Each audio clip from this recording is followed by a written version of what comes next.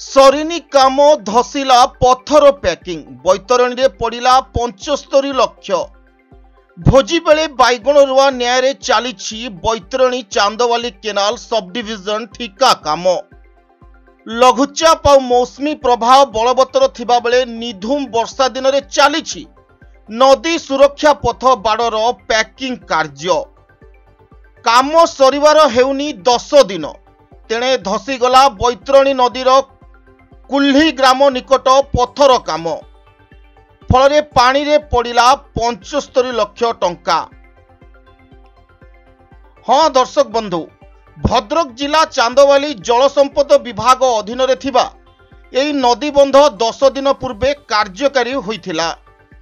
ताहा किंतु एबे पाखापाखी 10 फुट नदी को धसी जाइछि। पाखापाखी 50 फुट लंबर एही पत्थर पैकिंग नदी को धसी जिबा फल भୟରେ अछंती कुल्ही ग्रामर बासिंदा।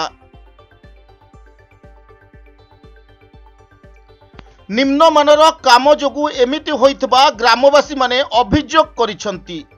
देखंतु पत्थर धसी जिबा जोगु निकट रे थिबा घरटी केमिति विपदपूर्ण अवस्था रे रहिछि। केतेबेले जे अघटन न घटिबो ताहा कहिबा मुश्किल। सरकार ग्रामवासी सुरक्षा पाई 75 लाख टंकार पत्थर पैकिंग करी बंध निर्माण पाई टंका मंजूर कले, हेले ठिकादार और विभागीय जंत्री असाधु मेंट जोगु काम न सरुणु पत्थर धसीगला बोली अभियोग करिसंती ग्रामवासी। अन्यपटे विभागीय जंत्री को पचारिबारु से कहिसंती जेते धसीबो सेते पुणी भल काम हेबो।